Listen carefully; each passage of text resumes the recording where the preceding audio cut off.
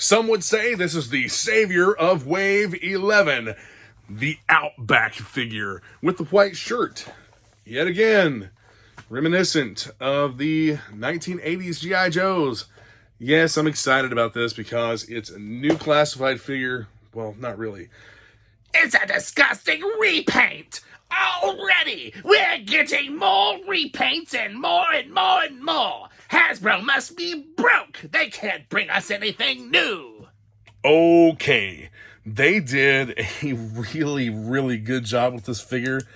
I like Outback. He's not necessarily one of my favorites, but he is a very cool figure.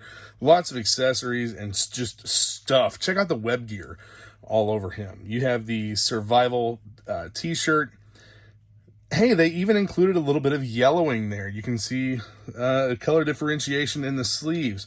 Come on, guys, get these paint apps going right. They did a good job on the head, except for this big blob of stuff here on his face. What the fuck is that? This black just smeared across his face? Is that part of the wash that they used? Why? His hair has too much of a wash on it. And there's a huge color differentiation between the top of the bandana and the bottom of the bandana. What the hell is going on, Hasbro? At least the paint apps, the face print is lined up, unlike I've seen with a lot of these Outback figures, where you'll have the eyes like halfway across the face, where they're not supposed to be. So, great idea, poor execution. Let's get this, why is this all the way up around his crotch? Let me get this moved. I'll do it later. I'll do it off camera. Anyway, you have the sheath for the knife here on his boot. The little web gear piece for his flashlight. Yeah, I've got a Tiger Force Outback over there. We're going to take a look at that too, make a comparison between the two and see what differences there are, if any. The flashlight's the piece that's always missing from the 3 3/4 figure. Here we have the handgun. It's the same. I mean, it looks like it's got a flashlight zip tied to it with a wrap around the grip. I don't know what kind of pistol this would actually be in real life. Probably not anything specific. It looks like just a made-up blaster, which is fine. And then we have the bufferless AR style warp gun here. I don't think this is going to shoot straight. And it's a hard plastic. That's awesome. Again, Hasbro's QC going down the shitter. This could have been really cool if it wasn't for the defects all over the figure. Like I said, the sleeves are a different color than the rest of the shirt. This is not white. This is more of a yellowish color here on the sleeves. Check this out. I mean, it's maybe off-white. This one's even different from this one. And then you also have this major color differentiation, just like with the Bazooka figure. Hey, they got the hair, the red hair painted on his arms. At least that's cool. Like, the idea behind this figure is really awesome, but the execution sucks.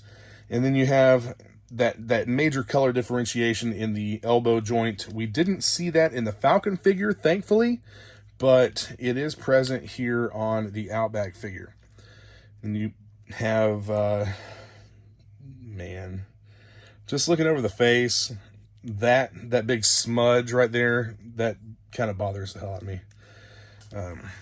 Very much, I'm not going to say that I'm unhappy with this figure, but it's not all that it could be. And of course, you have the spot there for the shovel, and the warp rifle will go on the other one for the backpack.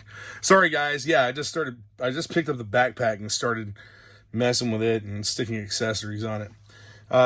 It doesn't really fit on the figure that well if you have the sling positioned out to the front. It works a lot better positioned like this. But you see how warped that accessory is. Look at that. It's like supposed to be like a bufferless AR or a stockless AR pistol or something with what appears to be a red dot and a holographic sight here.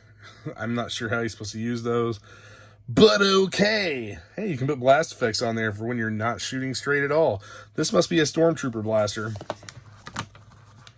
It does have a magazine here. Came with it. Let's see if we can get this inserted. There may be an issue because that is pretty warped, and I'm not sure if that's going to go in. I think I've got it right. Yeah, that's the bottom. Let's take it off there. Yeah, finally went in. It didn't look right. Wonder why it's doing that.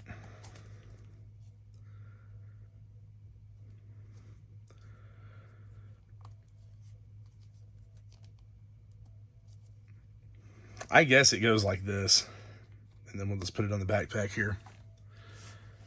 So his pistol fits into the holster. Yeah, I definitely would not call this the savior of Wave 11. The figure, like I said, great idea, bad execution. Let's compare the two. What differences are there? You have brown web gear on the Tiger Force figure. You also have a brown strap. Just some comparisons in the accessories. You have a dark brown strap on the bufferless AR pistol, whereas you have a light brown strap here on this one. The knife is a dark gray versus black for the Wave 11 figure. The flashlight is also a dark gray, as well as the shovel. The flashlight and the shovel for the regular Outback, the white shirt Outback, they are black. And the difference in the backpack, you have a dark brown versus a very light brown. And then on the figure looks very much similar, just the darker colors. It's the same construction from the waist down. Everything's the same on this figure, except for some minor paint apps. And of course, the red hair versus the gray hair. Honestly, I like the old Outback, as some people are calling him. I like that one better. I think they could have done a much better job with this version of Outback as far as paint apps and everything go. Ended up having to come back and film the closing part of the video again because apparently I deleted it like an idiot. But I put Outback into one of my clamshell cases with the retro style card back and all of his wonky accessories, the warped ass AR. But I think that he looks good here. He's going to go on the wall. Overall, I don't hate this figure. I think that they're probably just getting their feet under them with some of the color applications and maybe testing out some different materials and whatnot.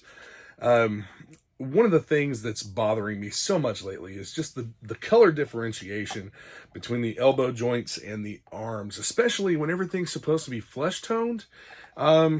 It's distracting to me. The color differentiation between the sleeve paint on the bicep and the paint on the rest of the body really doesn't bother me nearly as much as the elbow joints. But overall, I think this is a good figure. It's not a fail at all. It's definitely not the savior of the wave, but it's a pretty good figure. A lot of people are going to like this one just because it's the retro rehash of things that we've already gotten. Lots of detail here. And as far as the wash goes on the figure, it's bringing out some of the details in the sculpt. Some things that we didn't really see as much of before, or at least they weren't as noticeable. So there are changes happening to the G.I. Joe Classified line. Some of them are good and some of them are probably well intended, but just not well executed. Hopefully, future waves of the G.I. Joe Classified figures will have a better job done with them and better QC. I don't foresee us not ending up with warped accessories, but whatever.